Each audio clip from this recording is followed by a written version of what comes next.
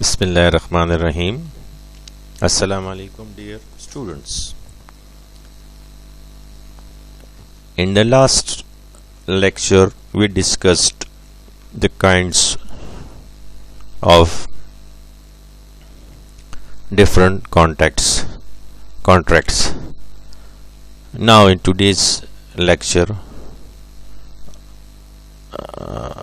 on corporate law, we will discuss the capital of company. Let's start our topic. Learning and development objectives. Dear students, after going through this lecture, we will discuss shares, classes of shares and their importance in public limited company, how the concept of shares have given great expansion to public limited company around the globe. Now almost 80% of business around the globe is carried out by the public limited companies. We will discuss how the ownership in shares facilitate investor in society, how this concept of ownership in public limited company have both great importance in facilitation for investor in society.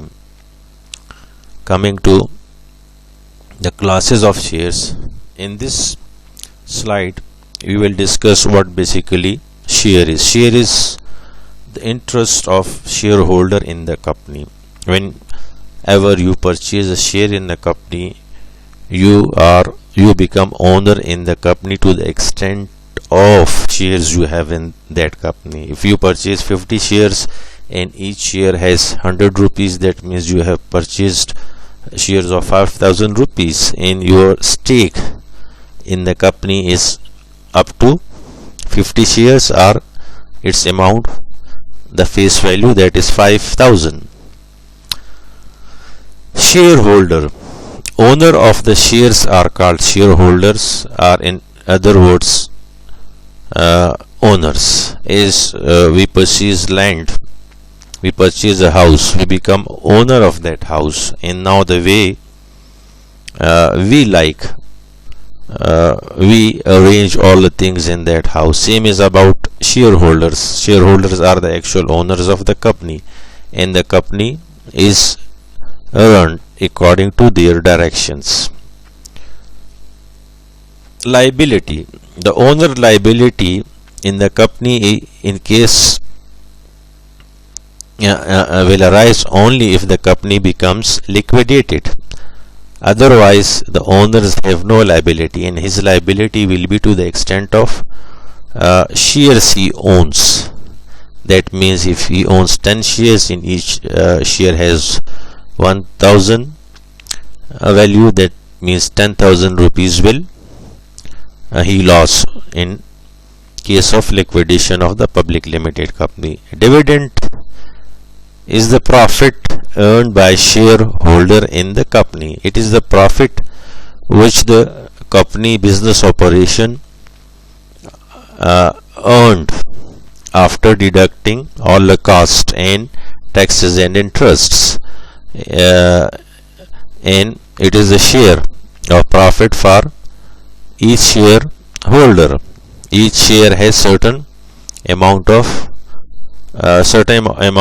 profit has been declared by the board of directors, and it goes to the account of shareholders. Nature of property. Share is in a company or movable property. You can move it from one place to other place, and you can sell it also in the secondary markets, that is Karachi Stock Exchange, FTSE, or New York Stock Exchange, Nasdaq, etc.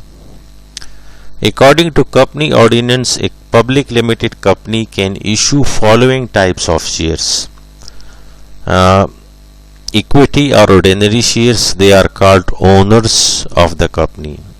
The people who owned the ordinary shares, they are called owners of the company, and due to that ownership they have certain rights in the company. What are those rights? They have voting rights. They are entitled to receive dividends, that is the right of profit. As they are investors, they have the right to receive profits from their investments. Cannot redeem share in the lifetime of the company. They cannot return the shares once purchased to the company and convert it into cash in the whole life of the company. They can sell their shares in the secondary market, have voting rights, and can influence policy making. As they are owners of the company, they sit in the annual general meetings and discuss the previous year performance, and also give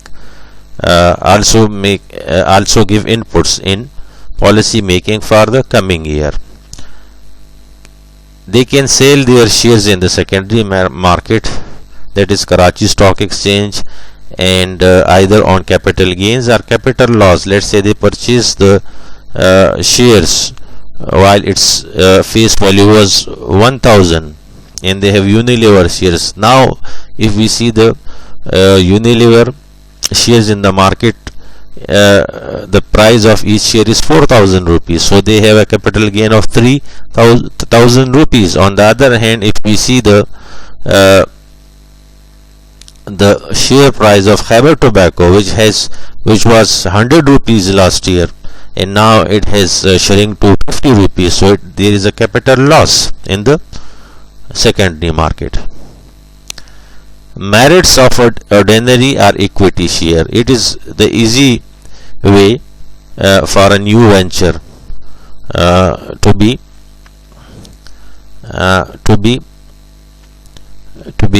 capitalized. Provision of long-term finance.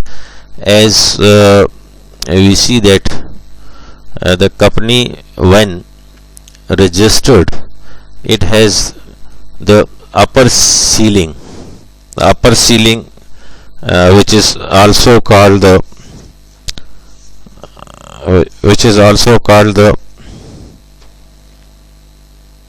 authorized capital. So it may be of 50 crores and for the whole life of the company. So provision is for the whole life of long term. No charge on assets, as the company can take further loan from different financial institutions on the assets of the company, but not on the shares of people, because shares are the ownership of the investors are the owners. Payment of profit. Normally ordinary shares is a best way of annual profit from a corporation, or if the prices rise in the secondary market, then the capital gain from the secondary markets. There are other. First class of the capital was equity shares. The second class of equity is preferred share, but keep it in mind, students, that this type of shares are no longer recognized by the Company Ordinance 1984. Before 1984 they were recognized in Pakistan, and company issues preferred share to the preferred shareholders, but now only company can only issue equity shares. But we will discuss it for the sake of understanding. As the name suggests, these shareholders have preference in getting dividend or common or ordinary shareholders. Cumulative preference share, these are classes of the preferred shares. Non-cumulative preference shares, convertible preference shares.